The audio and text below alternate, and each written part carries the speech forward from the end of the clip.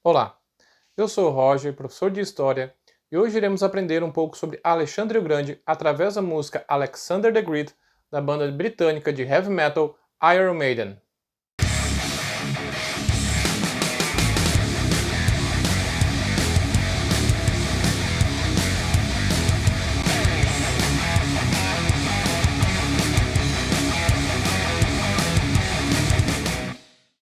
Antes de começar, peço que escutem a música.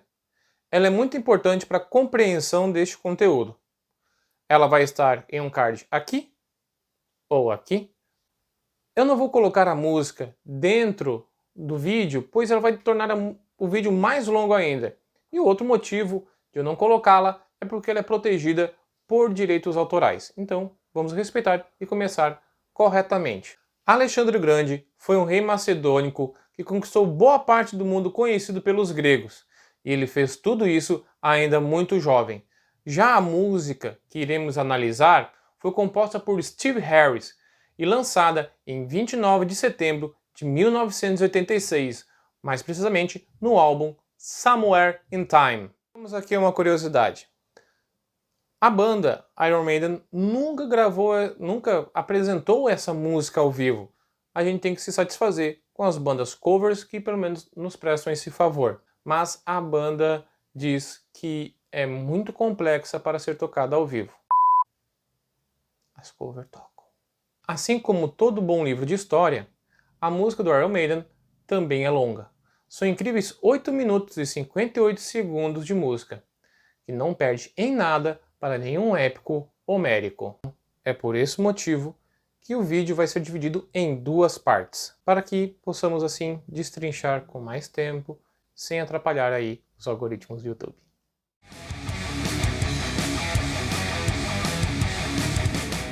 Eu gostei muito do começo dessa música. Esse som de vento quer dizer que é como se viesse algo do passado. E nisso surge a voz de Filipe II da Macedônia dizendo: "Meu filho, consiga para você um outro reino, pois este que deixo é pequeno demais para você."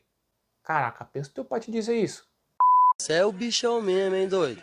Mas por que Filipe II da Macedônia disse isso? Existia um cavalo que o rei Filipe II estava querendo domar, mas ninguém estava conseguindo. Até que o pequeno Alexandre conseguiu domar este cavalo, fazendo o pessoal dar uma salva de palmas e até, pelos relatos de Plutarco, Filipe II chorar. E aí ter dito esta frase, né? O cavalo famoso se ganhou o nome de Bucéfalo. É nome feio pra caramba. Mas vamos seguir para mais um trecho.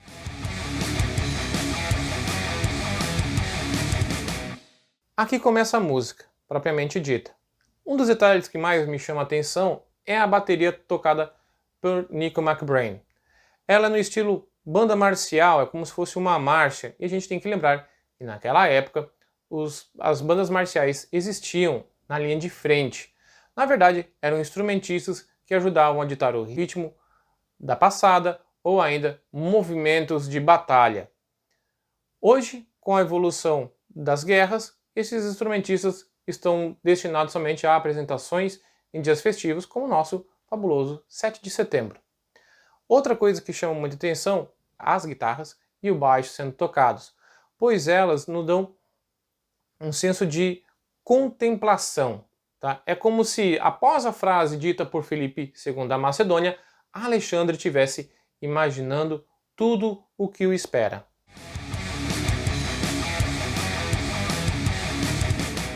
Na segunda parte, novamente chama a atenção a bateria de Nico McBrain.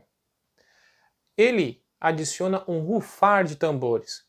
E esse rufar, normalmente aos nossos ouvidos, é um sinal de preparação, como se algo fosse se apresentar a eles.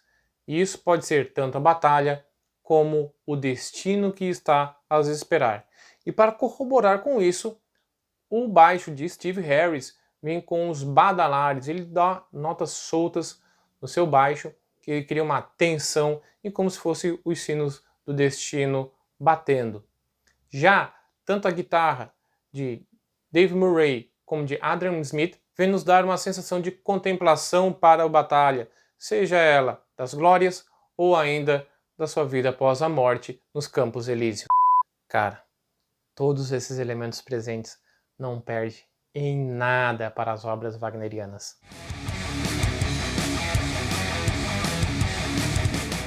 Agora começa o metalzão!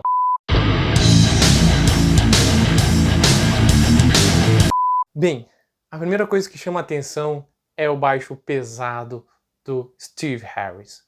Ele vem com um estilo galopado, o que é uma característica das músicas do Iron. Dá para citar várias músicas do Iron que tem esse som do baixo galopado ou esse ritmo galopado. Mas aqui tem toda uma intencionalidade. Qual é a intenção? Alexandre o Grande. Ele se tornou grande por causa da cavalaria, no lombo de um cavalo. Alexandre utilizou a cavalaria como ninguém havia utilizado durante todo o seu período.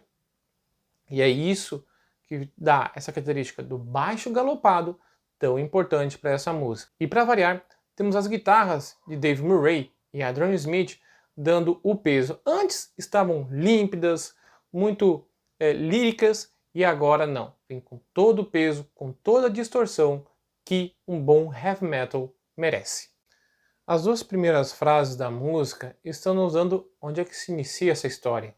E ela se inicia na antiga Grécia, região mais ao leste do continente europeu, e a Macedônia, a região onde Alexandre nasceu, é uma parte que fica mais ao norte do território grego.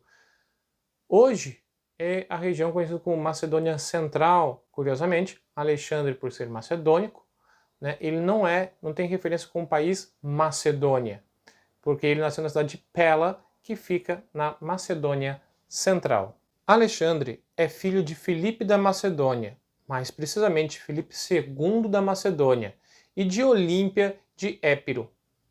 Seu pai foi considerado basileu através da Assembleia dos Macedônicos, e dessa forma fez com que a Macedônia se tornasse um grande reino. Ele melhorou a qualidade de vida da população, assim como aperfeiçoou os exércitos macedônicos, e tudo isso ficou de legado para o seu filho, Alexandre, que, vamos dizer, usou muito bem as forças armadas criadas pelo seu pai. Alexandre assume o trono aos 19 ou 20 anos, após o assassinato do seu pai, Filipe II da Macedônia. Alguns acreditam que talvez o Alexandre tinha mandado alguém matá-lo, mas isso não é nada impossível de se imaginar, já que era algo comum dentro das cortes macedônicas. Essa promessa de libertar a Ásia Menor é devido ao fato de que várias cidades gregas que estão naquela região estarem sob domínio persa. Essa libertação da Ásia Menor tem todo sentido.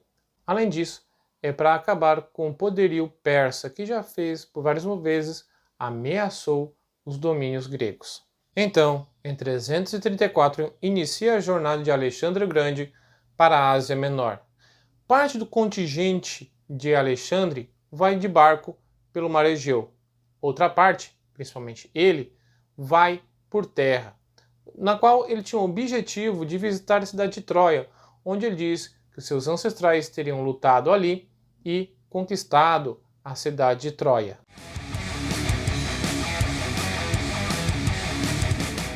Então chegamos no refrão da música. A questão do medo no coração dos homens é simples. Quando você está em guerra, você tem que tomar atitudes que às vezes não são favoráveis. E nem todo mundo está esperando um libertador de braços abertos. Por esse motivo, várias vezes Alexandre é descrito como cruel, sanguinário, um demônio. E as moedas que são feitas em homenagem a ele não ajudam, pois ele é retratado com chifres.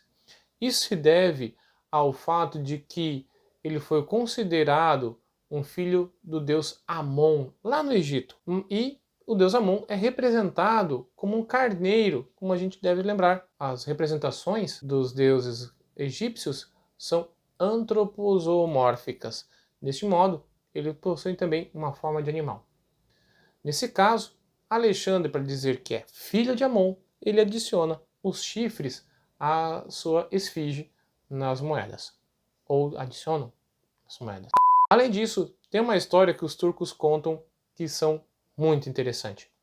Numa delas, diz que o Alexandre matou o seu cabeleireiro pelo fato de ele ter descoberto os chifres na sua cabeça. E isso era um segredo que não podia ser contado para ninguém. Então, são histórias aí curiosas com relação aí a essa demonificação de Alexandre.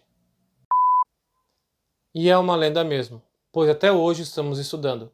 Assim como o nome de outros grandes generais, como Júlio César e Napoleão Bonaparte. Todos eles tiveram uma grande importância para a história, sejam pelos seus feitos, sejam por suas administrações.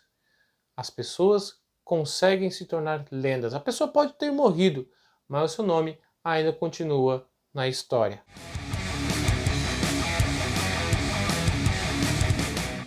Nesse trecho é contado a derrota de Dário, uma das várias derrotas. Após a vitória em Issos de Alexandre, ele dirige-se para a Fenícia e para o Egito. Os povos que não aceitavam sua rendição eram massacrados. Ao chegar no Egito, ele foi considerado um herói e aproveitou e se deslocou até Silwa, onde existia um oráculo. Esse oráculo disse que ele era filho do deus Sol, Amon, que normalmente é representado por um carneiro. E também disse que ele estava predestinado a conquistar o mundo. Tudo isso favoreceu que Alexandre se considerasse um deus vivo e um vitorioso predestinado. Aqui temos uma referência à Batalha de Gaugamela, que no texto, na música, é dito como Arbela. Ela foi a grande e última derrota de Dário III, onde ele foge e é morto por seus seguidores. A batalha foi muito bem representada também no filme Alexander, ou Alexandre, de 2005. Além disso, para vocês compreenderem o quão inteligente e estrategista foi Alexandre nessa batalha, vocês podem ver no vídeo Bus Battle, que está num card aqui em cima ou aqui. O vídeo está em inglês, mas ele possui ótimas legendas em português. Aqui nesse trecho, que faz referência às cidades de Babilônia e Susa, é bem interessante. Ao chegar em Babilônia, Alexandre foi considerado um herói. Fizeram festas, o Alexandre bebeu demais. Mas ao chegar em Susa, infelizmente foi considerado um monstro. Por que isso? Apesar das duas cidades serem próximas, após a bebedeira na Babilônia, Alexandre acabou destruindo, tocando fogo na cidade. Posteriormente, depois de conquistar essas duas cidades, ele se dirige a Persépolis, a capital dos persas. Tão feliz, bebeu de novo, tomou aquele porre e tocou fogo na cidade.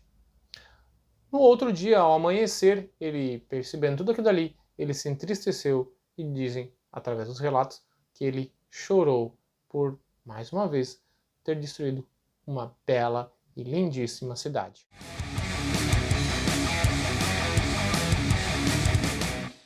Nesse penúltimo refrão, vamos dar uma ênfase à última frase, já que as três primeiras frases são idênticas. Nessa última frase, ele faz referência em que ele é um deus entre os mortais.